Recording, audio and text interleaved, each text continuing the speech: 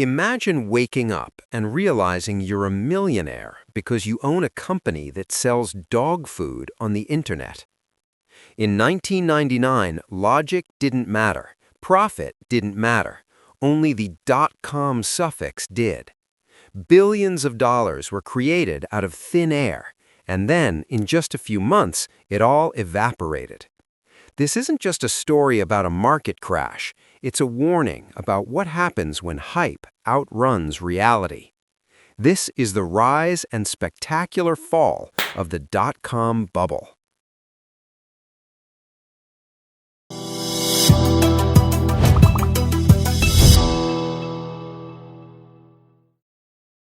Let's first try to understand what is this dot-com bubble burst.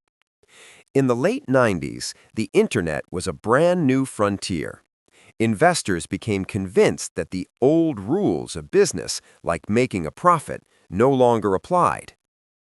The lore starts here. Netscape, the first big browser, went public.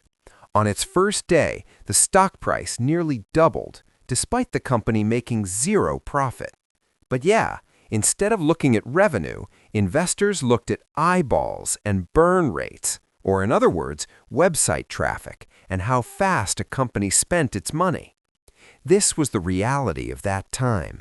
In 1999, you could take a boring traditional business, add .com to the end of the name, or change it to E-something, and your stock price would triple overnight. Interest rates were low in the late 90s, making capital easy to get. Venture capitalists were so afraid of missing the next big thing that they threw money at any founder with a laptop and a slide deck. This created a feeding frenzy that ignored basic business sense. Startups would go public with no product and no profit. On their first day of trading, the stock price would go up because they had a .com in their name. This was the peak. During the 2000s, the engineless cars finally started losing momentum. 14 different .coms paid over $2 million for a 30-second ad. Most of the companies were dead within a year. Pets.com became the face of the disaster. They spent millions on a puppet mascot while was losing money on every single order. In March 2000, major players like Cisco and Dell began selling off large amounts of stock. This triggered a domino effect of panic as everyone rushed to sell before prices hit zero.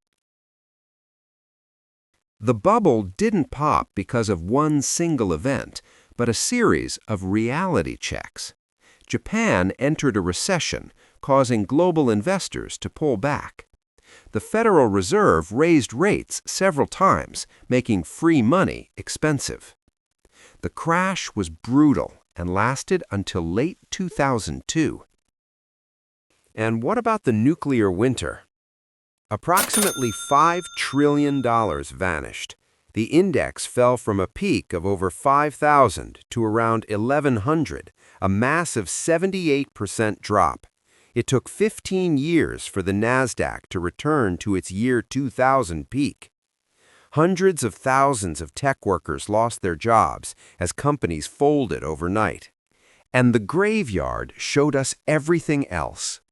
Pets.com, Webvan for groceries, and Cosmo.com, one-hour delivery, became legendary failures, burning through billions. And the scarred survivors. Amazon lost over 90% of its value, dropping from $100 to $6, and Cisco, the backbone of the internet, lost 80%. And the real winner is Google. While the bubble was bursting, Google stayed private and focused on a product that actually worked, eventually going public in 2004 once the dust had settled. The dot-com bubble taught the world that technology can be revolutionary, but business fundamentals are eternal. You can change the world with code, but you still need a plan to make more money than you spend. Anyways, if you had learned something new from this, hit the like button, share this to your friends, and make sure to subscribe. Let's meet in an awesome new video. And until that, peace.